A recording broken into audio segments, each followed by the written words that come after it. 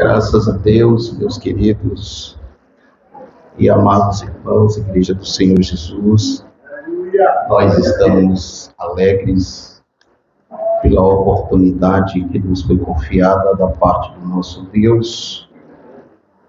Eu louvo a Deus pela vida de todos os irmãos que se fazem presente aqui nesta congregação, neste ministério. Louvo a Deus pela vida da pastora Teresa, pela confiança de ter aberto as portas desta congregação e do altar para que pudéssemos estar aqui celebrando este culto de ações de graças.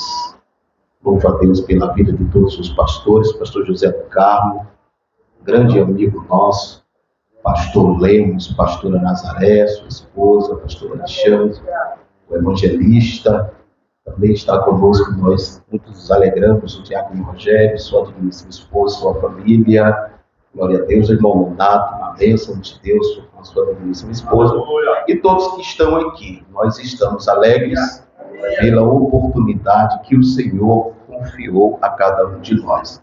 Sempre nos alegramos, como já ouvimos nesta noite, quando somos convidados para celebrar culto de ações de graças. Isso aí é um sinal que o nosso Deus é o mesmo. Ele operou ontem, opera hoje e continuará operando para sempre. Quantos podem glorificar a Jesus? Aleluia!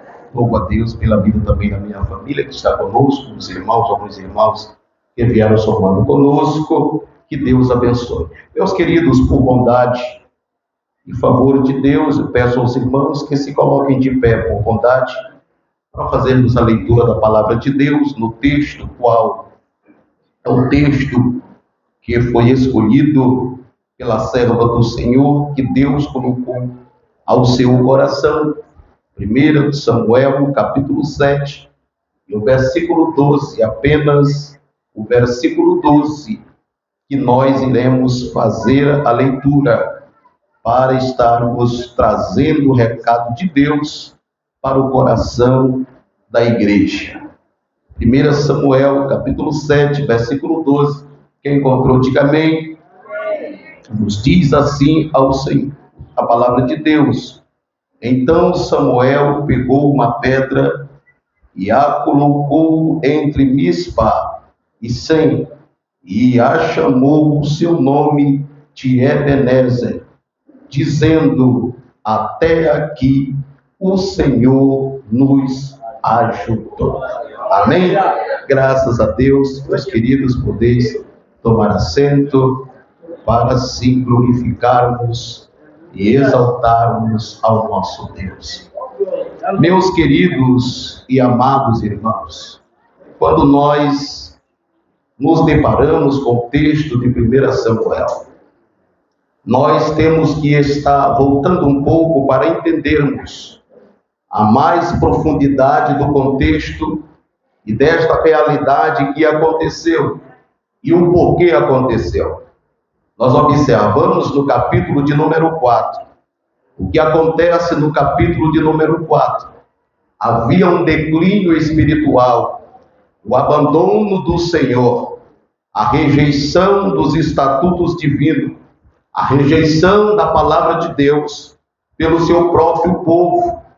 E a Bíblia vai nos dizer que até mesmo os liderados e os líderes estavam corrompidos e não ouviam mais a voz de Deus e não observavam mais a sua palavra.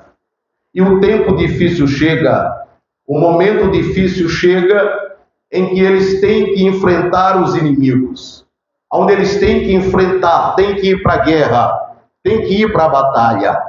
E quando eles vão para a batalha, eles se encontram ali. E quando eles estão para batalhar, alguém diz assim: nós precisamos trazer o que é mais importante. O que era mais importante, nós precisamos trazer a arca.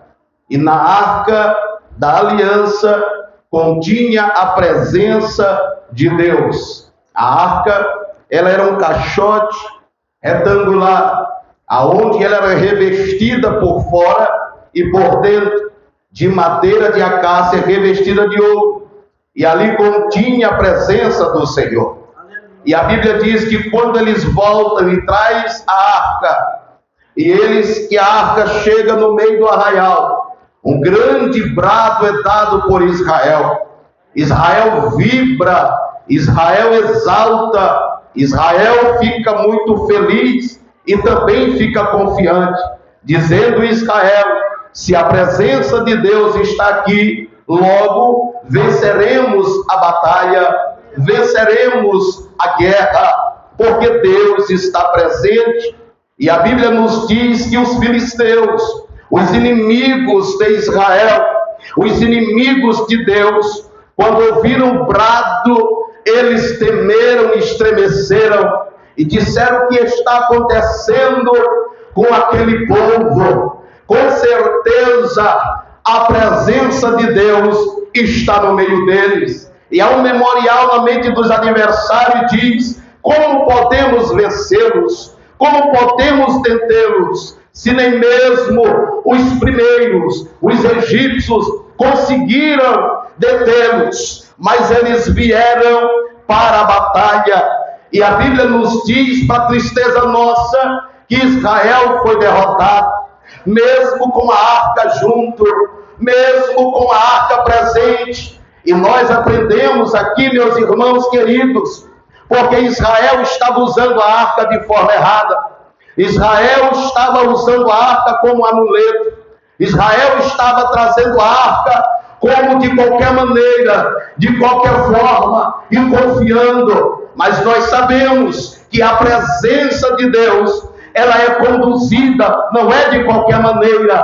Tem que haver aliança, tem que haver renúncia, tem que haver compromisso, tem que haver uma vida pessoal entre o servo e o Senhor. Não basta apenas trazer a arca, trazer uma simbologia, trazer um ritual. Não, mas o Senhor quer do seu povo, da sua igreja, compromisso, segurança, firmeza, aquilo que está dentro do interior do homem. Louvado seja Deus. E agora o povo de Israel foge, fica disperso, vai embora, diácono Rogério. Fogem como fumaça. E o mais importante, pastor Alexandre, a arca de Deus é levada. Deus permite que a arca seja levada, porque não há inimigo para Deus. Não há filisteu, não há demônio, não há ninguém. Deus é Deus e Ele faz como Ele quer. Eles levam a arca, vão embora. E sabe o que significava? Como quando uma nação ela dominava outra naquele contexto. Quando uma nação dominava outra, subjugava e levava algo que era sagrado, isso significava dizer que o Deus daquela nação que dominou, ele subjugou o Deus daquela nação que foi dominada. Isto era vergonhoso, mas nós sabemos que ninguém pode intentar contra o nosso Deus. E eles levam a arca e, contente, triunfando, dominamos. Mas a presença de Deus, aleluia, é poderosa. E quando eles chegam na sua cidade, em Asdod, eles pegam a arca e colocam lá dentro do santuário. E do lado da arca estava quem? O principado Dagom. Mas a presença de Deus chegou em Asdod. E aonde a presença de Deus chega, irmão, alguma coisa acontece. Quando tem a presença de Deus aqui, quando a presença de Deus chega, é inevitável. Pode ser lá em Asdod, pode ser dentro do templo pagão, pode ser em meio à idolatria, pode ser em meio à Babilônia, mas aonde a presença de Deus chega, o mal tem que se dobrar e o nome do Senhor é glorificado. Dagom, a maior autoridade, o maior Deus reverenciado em Asdod, a maior divindade de Asdod, está lá. E aí à noite, a só Dagom e a presença de Deus. E a Bíblia diz que de manhã, quando vieram, Dagom estava com a cara no chão, Dagom estava caído, a imagem de Dagom estava no chão, com a cara enfiada na terra, diante da arca do Senhor. E eles pegam Dagom e colocam em pé no mesmo lugar. E na segunda noite acontece outra batalha. Quando chega no outro dia, Dagom está caído novamente diante da arca, os seus braços quebrados e o seu pescoço também. A presença de Deus derruba em Asdod o principado maior. Deus entrou, a presença de Deus entrou, e aquele povo, quando vieram de manhã, a Bíblia diz que ele cai no assoalho, e eles não pisam no assoalho. Sabe por quê, irmão? Aonde Deus pisa, o diabo não pode pisar. Aonde a presença de Deus chega, ela toma espaço. Aonde a presença de Deus chega, ela lidera. Aonde a presença de Deus chega, a treva é dissipada, o mal vai embora. Quando tem a presença de Deus aqui, eu quero nesta noite dizer para a igreja que está aqui nesta noite, aonde a igreja chega com a presença. Quem não é crente se converte, quem é macumbeiro abandona a macumba, quem é alcoólatra se converte, porque a treva desaparece. Dagom tem que cair e a presença de Deus, aleluia, domina. Não podemos pisar, não podemos apresentar, porque aqui está dominado. Mas a presença de Deus não é para filisteu, que não quer nada, que não quer mudança. A presença de Deus é para o seu povo. Lembra do que Jesus disse: não dê a pérolas aos porcos? A presença de Deus tem endereço. Não é o povo filisteu que tem como manusear. O povo filisteu não tinha como manusear a arca. A arca tinha que sair de lá, e a arca tinha que voltar. Louvado seja o nome do Senhor, porque a palavra, a liderança, algo divino está na boca da igreja. É a igreja que conduz a arca, é a igreja que conduz a presença. Tem que voltar, tem que voltar. Aí, irmãos, eles começam a ficar trêmulos, e Deus começa a agir. Eles começam a ficar enfermos, hemorróidas, males, tumores, e a arca começa a circular nas cidades filisteias. Ela começa. E eles, e ninguém quer receber, ninguém quer, porque ninguém tem o domínio, ninguém pode tocar, ninguém pode fazer nada. E vamos fazer? Reúne os feiticeiros, reúne as lideranças deles, e diz: o que vamos fazer? Vamos devolver a quem é devido. Vamos entregar para o povo, vamos levar de volta, vamos, mas não podemos entregar de qualquer maneira. Temos que reparar o dano, temos que reparar o que fizemos. Irmão querido, quando Deus restitui, tudo que foi tirado de você vai voltar, e ainda vem pendentes que Deus vai entregar. Temos que entregar ouro, temos que entregar presente para reparar. E vieram. Vamos levar para Bet-Semes. Vamos levar para Ecrom. E aonde chega a Chagas. Vamos levar esta arca. Trouxeram para Bet-Semes. Quando chega em Bet-Semes, eles entram em contato com o povo de Bet-Jearim e diz assim: temos que devolver. E eles vêm buscar a arca. A arca passa 7 anos, rodeando 7 meses, rodeando nas cidades filisteias. Vem para Jearim e passa lá 20 anos. E agora nós chegamos no capítulo de número 7. Significa dizer, irmãos, que o povo de Israel passa 27 anos sem a presença. 7 meses, 20 anos e 7 meses sem a presença. 7 meses nas terras filisteias. 20 anos em Jearim. 20 anos e 7 meses sem a presença. Imagine o que é viver todo esse tempo sem a presença, pastora Nazaré. O povo está sofrendo. O povo está triste, atribulado. Longe da presença, da graça.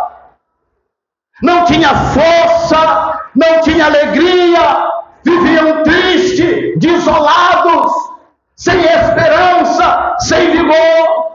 É como alguém sabe, como é a vida de alguém que está longe de Deus, como é a vida de alguém que está distante, como é a vida de alguém que está longe do Senhor. É triste, é lamentável o seu estado, e eles estão todo esse tempo longe da presença.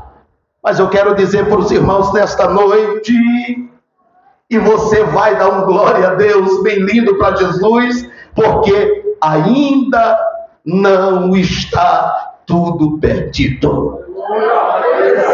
É bom e é maravilhoso quando nós aprendemos com o Senhor que não ainda está perdido, apesar do tempo, apesar daqueles momentos, daquela dificuldade, mas ainda não está tudo perdido. Eu quero dizer para você que talvez está aqui hoje triste, sofrendo, angustiado, passando por uma situação difícil, mas eu quero te dar essa palavra: ainda não está tudo perdido. E o que é que acontece? Deus levanta Samuel. E Samuel clama. Samuel fala ao povo. Versículo 3 do capítulo 7, a Bíblia diz: e Samuel falou a toda a casa de Israel, dizendo: verdadeiramente retornardes ao Senhor de todo o vosso coração, então pôde de lado os deuses estranhos e removei-vos Astarote do meio de vós, preparai o vosso coração para o Senhor, e a ele somente, e ele vos livrará da mão dos filisteus. A Bíblia diz no versículo de número 4 do capítulo 7, a Bíblia diz: então os filhos de Israel verdadeiramente puseram de lado os Balaíns, os Astarotes, e serviram somente ao Senhor. O povo, depois de 20 anos e 7 meses, ouve a voz de Deus através de Samuel, aonde Samuel diz: arrependei-vos, volte novamente para a presença, a buscar o Deus Todo-Poderoso. E a Bíblia diz que o povo ouve a voz de Deus e tira do meio deles a idolatria, tira do meio deles todo o pecado, tira do meio deles todo o paganismo, todo o engano. E eu costumo dizer que Deus e o Espírito Santo, ele não guarda rancor, não. Quando o homem se volta para Deus de novo, a presença de Deus, ela se aproxima do homem. Deus estava pronto a receber o povo de volta, a perdoar os seus pecados e estar com eles novamente. o povo se volta, meus irmãos, para Deus. Quando o povo tira a idolatria, tira tudo que não presta, são purificados, são limpos, e agora eles estão bem com Deus. E a outra ordem vem. O Senhor fala através de Samuel, juiz de Israel, e diz assim: diz para o povo descer para Mispa. O povo vai descer para lá. Tu vai pegar o cordeiro e tu vai sacrificar, e vai haver a batalha. E aí desceram para Mispa. E quando o povo, os filisteus, com sede de vingança, percebe que o povo de Israel está em Mispa, ele diz: é hoje. E eles descem para lá para atacar a Israel. Mas a Bíblia diz que havia adoração, havia sacrifício, e para pesar a história, ainda havia o cordeiro, que é um simbolismo, uma tipificação do próprio Cristo.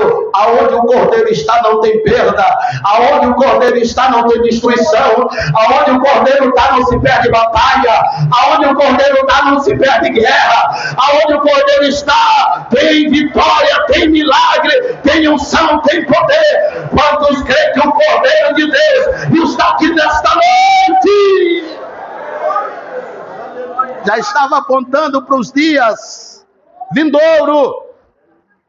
E eles vêm, e quando eles vêm, a Bíblia diz que Deus agora começa a trabalhar. E a Bíblia diz que Deus troveja, Deus treme tudo, Deus balança tudo, Deus confunde os inimigos e eles fogem. E quando os inimigos dão as costas, Israel persegue os seus inimigos e tem a vitória. Tem a vitória. Que alegria!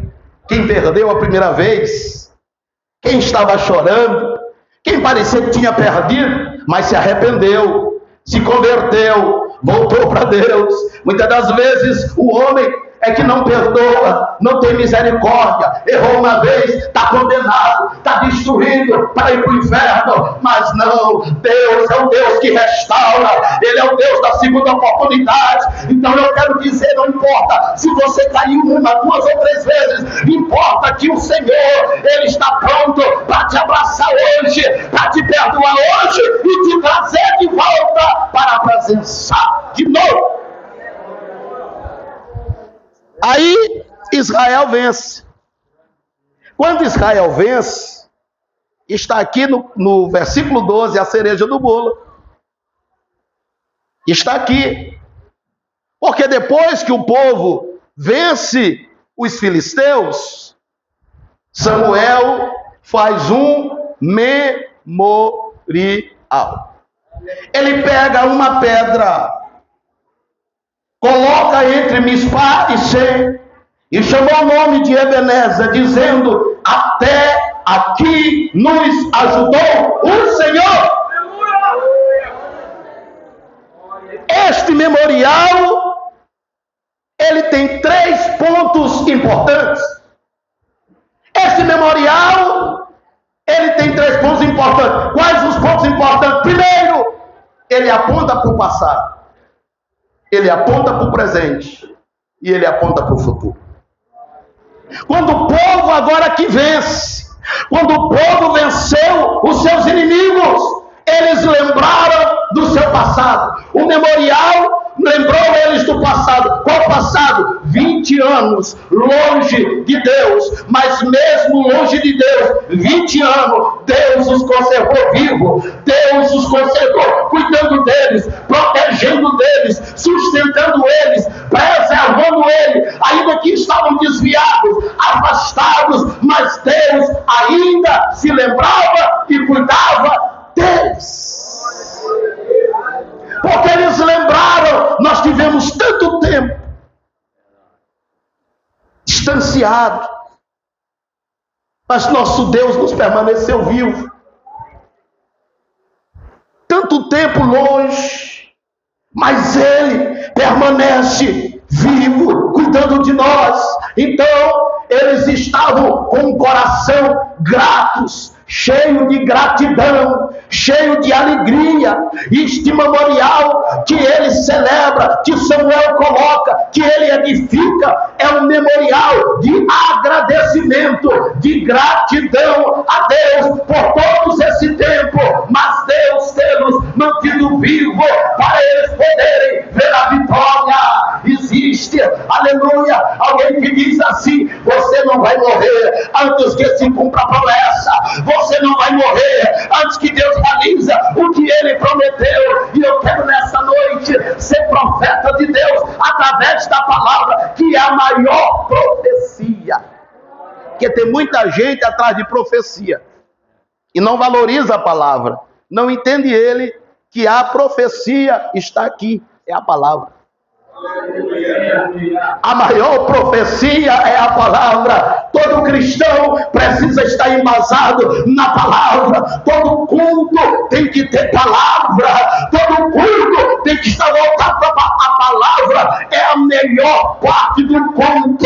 Louvado seja o nome do Senhor. Então eles estão agora em memorial, celebrando a Deus. Estão apontando para o passado. Este memorial também aponta para o presente. Porque eles disseram: nós estamos vendo hoje. Nós estamos vendo, os nossos olhos estão contemplando hoje o que o Senhor fez por nós. Irmãos, todos os dias é dia de agradecer. Eu sempre digo, porque Deus fez ontem. E Deus faz hoje. Todos os dias é dia de dar glória a Deus. Todos os dias é dia de agradecer ao Senhor, só por estar vivo, só por você estar bem. E se não estiver bem, aleluia, fisicamente, por você estar salvo. Tem muito crente que vai ao culto e diz assim: eu vou ao culto, se eu sentir alguma coisa eu dou glória a Deus, se eu sentir um arrepio eu dou glória a Deus, se eu sentir alguma coisa. Não, irmão, isso não é culto. Culto é quando aquela mulher, ela veio até Jesus e disse: se tão somente eu tocar, se tão somente eu tocar, aleluia, eu sei que eu vou ser curada. Você nessa noite toque em Jesus, glorifique a Deus, aleluia. E a verdadeira adoração não é aquela pelo que Deus deu, mas é pelo que Ele é. O que Deus é para nós, Ele é a salvação. O que Ele é para nós, Ele é o caminho. O que Ele é para nós, Ele é a verdade. O que Ele é para nós, Ele é a vida. O que Ele é para nós, o bálsamo de Gileade. O que Ele é para nós, Ele é a porta. O que Ele é para nós, Ele é tudo. Então glorifique, exalte, celebre a Deus hoje.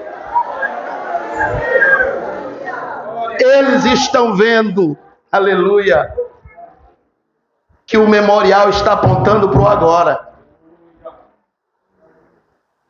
Nós estamos vendo, Deus nos deu a vitória, Deus é o mesmo. Deus deu a vitória, Deus derrotou os inimigos. Nós estamos vendo, isto é nítido. Deus derrotou os inimigos. Ninguém pode contra Deus. E eles entendem que o que venceu os cristãos não foi o braço deles, porque da primeira vez eles perderam porque estavam só, mas da segunda eles ganharam porque Deus estava com eles. Todas as vezes que Deus é conosco, nós vamos continuar de pé para glorificar e cantar o hino da vitória. E já estou encerrando nesta noite para não ser enfadonho aos irmãos. Aponta para o passado, o memorial aponta para o presente e o memorial aponta para o futuro. Porque todas as vezes que Israel olhasse para a pedra, para o memorial, eles lembrariam: Deus continuará para sempre conosco. Isto é, esperança. Deus não vai nos abandonar. Deus não vai